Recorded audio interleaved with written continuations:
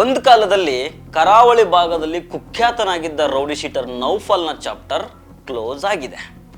Manjeshwar police station ಲಿಮಿಟ್ಸ್ನಲ್ಲಿ ಬರೋ Uppala railway gate ಸಮೀಪ ಇವನ ಡೆಡ್ ಬಾಡಿ ಪತ್ತೆ ಆಗಿದೆ. ಕೆಲವು ಮೂಲಗಳ ಪ್ರಕಾರ ಇವನನ್ನು ಕಡಿದು ಬಿಸಾಡಲಾಗಿದೆ ಅಂತ ಹೇಳಲಾಗ್ತಾ ಇದೆ. ಇನ್ನು ಕೆಲವು ಮೂಲಗಳ ಪ್ರಕಾರ ಇವನಿಗೆ ರೈಲು ಬಡ್ದಿದ್ರಿಂದ ಸತ್ತಿದ್ದಾನೆ ಅಂತ ಹೇಳಲಾಗ್ತಾ ಇದೆ. ಹಾಗಾದರೆ ಯಾರೀ ರೌಡಿ ಶೀಟರ್ ನೌಫಲ್, ಅಸಲಿಗೆ ಆಗಿದ್ದೇನು ಅನ್ನೋದನ್ನು ನೋಡೋಣ. ಆದರೆ ಅದಕ್ಕೂ ಮೊದಲು ನೀವಿನ್ನೂ ನಮ್ಮ ಚಾನಲನ್ನು ಸಬ್ಸ್ಕ್ರೈಬ್ ಮಾಡಿಲ್ಲ ಅಂದರೆ ದಯವಿಟ್ಟು ಸಬ್ಸ್ಕ್ರೈಬ್ ಮಾಡ್ಕೊಳ್ಳಿ.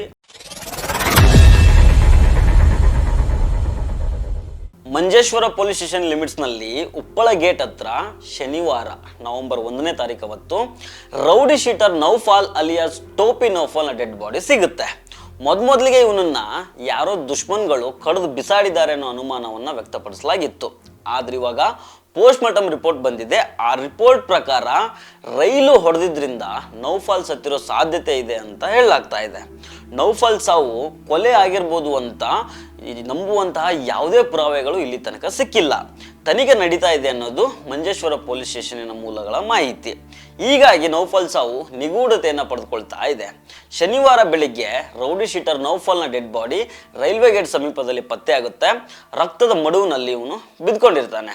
ಆದರೆ ಇವನ ಮೈ ಮೇಲೆ ಶರ್ಟ್ ಇರೋದಿಲ್ಲ. ಒಂದು ವೇಳೆ ರೈಲಿಗೆ ಡಿಕ್ಕಿ ಹೊಡ್ಕೊಂಡಿದ್ರೆ ಶರ್ಟ್ ಇರಬೇಕಿತ್ತಲ್ಲ ಅನ್ನೋದು ಈಗ ಪ್ರಶ್ನೆ. ಯಾಕಂದ್ರೆ ಪ್ಯಾಂಟ್ ಮತ್ತು ಬನಿಯನ್ ಮಾತ್ರ ಇರುತ್ತೆ, ಶರ್ಟ್ ಇರೋದಿಲ್ಲ. ಹಾಗೆ ಕುತ್ತಿಗೆ ಮತ್ತು ತಲೆ ಭಾಗದಲ್ಲಿ ಕಡ್ದಾಕಿರುವಂಥ ಗುರುತುಗಳು ಇದಾವಂತೆ. ಹೀಗಾಗಿ ರೌಡಿ ಶೀಟರ್ ನೌಫಲ್ನನ್ನ ಕೊಲೆ ಮಾಡಿರ್ಬೋದು ಅನ್ನೋ ಡೌಟ್ಸ್ ಕೂಡ ಇದ್ದಾವೆ. ಇವನು ಆ ಸ್ಥಳಕ್ಕೆ ಸ್ಕೂಟರ್ನಲ್ಲಿ ಹೋಗಿದ್ದನ್ನೋ ಮಾಹಿತಿ ಕೂಡ ಇದೆ. ಇನ್ನು ಇವನ ಕ್ರೈಮ್ ಡೈರಿಯನ್ನು ನೋಡೋದಾದ್ರೆ ಈ ರೌಡಿ ಶೀಟರ್ ನೌಫಲ್ ಮಂಗಳೂರಿನ ಬಜಾಲ್ ಫೈಜಲ್ ನಗರ ನಿವಾಸಿ ಆಗಿರ್ತಾನೆ. ಸುಮಾರು 25ಕ್ಕೂ ಹೆಚ್ಚು ಕೇಸ್ಗಳು ಇವನ ಮೇಲಿದ್ವು ಅಂತ ಹೇಳಲಾಗ್ತಾ ಇದೆ. ಇವನ ಬಗ್ಗೆ ಹೇಳಬೇಕಾಗಿರೋ ಇನ್ನೊಂದು ವಿಚಾರ ಏನಂತಂದ್ರೆ, ಒಂದು ಡಬಲ್ ಮರ್ಡರ್ ಕೇಸ್ನಲ್ಲಿ ಇವನು ಪ್ರಮುಖ ಆರೋಪಿ ಆಗಿರ್ತಾನೆ. ಇತ್ತೀಚಿನ ಕೆಲ ದಿನಗಳಲ್ಲಿ ಮಂಗಳೂರಲ್ಲಿ ಲಾ ಅಂಡ್ ಆರ್ಡರ್ ಚೆನ್ನಾಗಿ ನಡೀತಾ ಇದೆ. ಕಮಿಷನರ್ ಮತ್ತು SP ಹೊಸದಾಗಿ ಬಂದ ಮೇಲೆ ಇವರು ಮೊದಲು ಡ್ರಗ್ಸ್ ವಿರುದ್ಧನೇ ದೊಡ್ಡ ಕ್ರಮಗಳನ್ನು ತೆಗೆದುಕೊಳ್ತಾರೆ. ಎಲ್ಲ ರೀತಿಯ ಇಲ್ಲಿಗಲ್ ಬಿಸ್ನೆಸ್ಗೆ ಕತ್ತರಿ ಆಗ್ತಾರೆ. ಹೀಗಾಗಿ ಇಲ್ಲಿದ್ರೆ ಆಟ ನಡೆಯೋದಿಲ್ಲ ಅಂದ್ಕೊಂಡಿದ್ದ ನೌಫಲ್ ಕಾಸರಗೋಡಿನ ಕಡೆಯಲ್ಲಿ ಆಕ್ಟಿವ್ ಆಗಿರ್ತಾನೆ. ಡ್ರಗ್ಸ್ ಸಪ್ಲೈ ಇವನ ಮೇನ್ ಬಿಸ್ನೆಸ್ ಆಗಿತ್ತು ಅಂತ ಹೇಳಲಾಗ್ತಾ ಇದೆ. 2017ರಲ್ಲಿ ಪರಂಗಿಪೇಟೆಯಲ್ಲಿ ಜಿಯಾ ಮತ್ತು ಮತ್ತೊಬ್ಬನ ಡಬಲ್ ಮರ್ಡರ್ ಕೇಸ್ನಲ್ಲಿ ಈ ರೌಡಿ ಶೀಟರ್ ನೌಫಲ್ ಪ್ರಮುಖ ಆರೋಪಿ ಆಗಿರ್ತಾನೆ. ಕರಾವಳಿ ಭಾಗದವರಿಗೆ ತಲ್ಲತ್ ಮತ್ತು ಮಾರಿಪಳ್ಳ ಜಬ್ಬಾರ್ ಅನ್ನೋ 2 ಹೆಸರುಗಳು ಗೊತ್ತೇ ಇರುತ್ತೆ.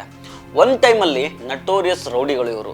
ಈ ನೌಫಲ್ ಡಬಲ್ ಮರ್ಡರ್ ಮಾಡಿರೋ ಸಂದರ್ಭದಲ್ಲಿ ಇವರ ಜೊತೆಗೇನೆ ಗುರುತಿಸಿಕೊಂಡಿರ್ತಾನೆ. ಆಮೇಲೆ ತಲ್ಲತ್ ಮತ್ತು ಮಾರಿಪಳ್ಳ ಜಬ್ಬಾರ್ ರೌಡಿ ಎಲಿಮೆಂಟ್ಸ್ನಿಂದ ದೂರ ಆಗ್ತಾರೆ. ಆಗ ಈ ನೌಫಲ್ ತನ್ನದೇ ಒಂದು ಗ್ಯಾಂಗ್ ಕಟ್ಕೊಂಡು ಓಡಾಡ್ತಾ ಇರ್ತಾನೆ. ವಸೂಲಿ, ಡ್ರಗ್ ಸಪ್ಲೈ, ಗೋಲ್ಡ್ ಸ್ಮಗ್ಲಿಂಗು, ಇನ್ನು ಬೇರೆ ಬೇರೆ ಇಲ್ಲಿಗಲ್ ಬಿಸ್ನೆಸ್ ಮಾಡ್ತಾ ಇರ್ತಾನೆ. ಸುಮಾರು 4-5 ಪೊಲೀಸ್ ಸ್ಟೇಷನ್ಗಳಲ್ಲಿ ಇವನ ಮೇಲೆ ಕೇಸ್ಗಳಿರ್ತವೆ. ಈಗ ಪೋಸ್ಟ್ ಮಾರ್ಟಮ್ ರಿಪೋರ್ಟ್ ಬಂದಿದೆ. ರಿಪೋರ್ಟ್ ಪ್ರಕಾರ ಕೊಲೆ ನಡೆದಿರ್ಲಿಕ್ಕಿಲ್ಲ, ರೈಲು ಡಿಕ್ಕಿಯಾಗಿಯೇ ಸಾವನ್ನಪ್ಪಿದ್ದಾನೆ ಅಂತ ಹೇಳಲಾಗ್ತಾ ಇದೆ. ಅಂದ ಹಾಗೆ ಇವನೇನು ಡ್ರಗ್ಸ್ಗೆ ಅಡಿಕ್ಟ್ ಆಗಿದ್ನಲ್ಲ, ಅದೇ ಡ್ರಗ್ಸು ಇವನನ್ನ ಬಲಿ ಪಡೆದಿದೆ ಅಂತ ಹೇಳಲಾಗ್ತಾ ಇದೆ. ರೌಡಿ ಶೀಟರ್ ನೌಫಲ್ ಶುಕ್ರವಾರ ಸಂಜೆ ತನ್ನ ಫ್ರೆಂಡ್ಸ್ ಜೊತೆಗೆ ಇರ್ತಾನೆ. ಆಮೇಲೆ ಒಂದು ಸ್ಕೂಟರ್ನಲ್ಲಿ ಉಪ್ಪಳಕ್ಕೆ ಹೋಗಿರ್ತಾನೆ. ಮತ್ತೊಂದೇನಂತಂದ್ರೆ, ಇವನು ಸತ್ತು ಬಿದ್ದಾಗ ಉಟ್ಕೊಂಡಿದ್ದ ಪ್ಯಾಂಟ್ ಕಿಸೆನಲ್ಲೂ ಸಿರಿಂಜ್ಗಳು ಇದ್ವಂತೆ. ಅಷ್ಟು ಇವನು ಅಡಿಕ್ಟ್ ಆಗಿರ್ತಾನೆ. ಡ್ರಗ್ಸ್ ಇಲ್ಲ ಅಂದರೆ ನಾನು ಬದುಕೋದೇ ಇಲ್ಲ ಅನ್ನೋ ಮಟ್ಟಿಗೆ ಅಡಿಕ್ಟ್ ಆಗಿರ್ತಾನೆ. ಮಂಗಳೂರಲ್ಲಿ ಮೊದಲು ಡ್ರಗ್ಸ್ ಅವಳಿ ಸಿಕ್ಕಾಪಟ್ಟೆ ಇತ್ತು. ಹೊಸ ಕಮಿಷನರ್ ಬಂದಮೇಲೆ ಈ ಡ್ರಗ್ಸ್ ದಂಧೆಯನ್ನು ಬೇರು ಸಮೇತ ಕಿತ್ತು ಹಾಕ್ತಾ ಇದ್ದಾರೆ. ಹೀಗಾಗಿ ವ್ಯಸನ ಅಂಟಿಸಿಕೊಂಡಿರೋರು ಡ್ರಗ್ಸ್ ಅನ್ನು ಸಿಗ್ಲಾರ್ದೆ ಒದ್ದಾಡ್ತಾ ಇದ್ದಾರೆ. ನೌಫಲ್ ಕೂಡ ಇದೇ ಕಾರಣಕ್ಕೆ ಉಪ್ಪಳದ ರೈಲ್ವೆ ಗೇಟ್ ಸಮೀಪ ಹೋಗಿರ್ತಾನೆ. ಅಲ್ಲಿಂದ ತನ್ನ ಹೆಂಡತಿಗೆ ಫೋನ್ ಕಾಲ್ ಮಾಡಿ ಇನ್ನು ಮುಂದೆ ಡ್ರಗ್ಸ್ ಚಟಾನ ಬಿಟ್ಬಿಡ್ತೀನಿ ನಾನು ಅಂತ ಹೇಳಿರ್ತಾನಂತೆ. ಆದರೆ ಡ್ರಗ್ಸ್ ತೆಗೆದುಕೊಂಡು ರೈಲ್ವೆ ಟ್ರ್ಯಾಕ್ ಮೇಲೆ ನಿಂತ್ಕೊಂಡಿದ್ನೋ ಏನೋ ರೈಲ್ ಬಡ್ಕೊಂಡು ಹೋಗಿರ್ಬೋದು ಅಂತ ಅಂದಾಜು ಮಾಡಲಾಗ್ತಾ ಇದೆ.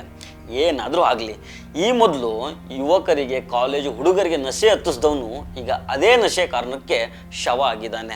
ಇವನಿಂದ ವ್ಯಸನಿಗಳು ಕಲಿಯಬೇಕಾದ ಪಾಠ ಸಾಕಷ್ಟಿದೆ. ಈ ನಶೆ ಅನ್ನೋದು ನಮ್ಮನ್ನಷ್ಟೇ ಅಲ್ಲ, ನಮ್ಮ ಕುಟುಂಬವನ್ನು, ನಮ್ಮ ಸಮಾಜವನ್ನು ಕೂಡ ಹಾಳು ಮಾಡ್ತದೆ. ಕೆಲವರಿಗೆ ದುಡ್ಡಾಗ್ಬೋದು, ಆದರೆ ಹಲವರಿಗೆ ಇದು ಮಾರಣಾಂತಿಕ ಆಗುತ್ತೆ. ಆ್ಯಕ್ಚುಲಿ ಮಂಗಳೂರಿನಲ್ಲೇ ಡ್ರಗ್ಸ್ ಕಂಟ್ರೋಲ್ ಅನ್ನೋದು ಮೊದಲೇ ಆಗಬೇಕಾಗಿತ್ತು.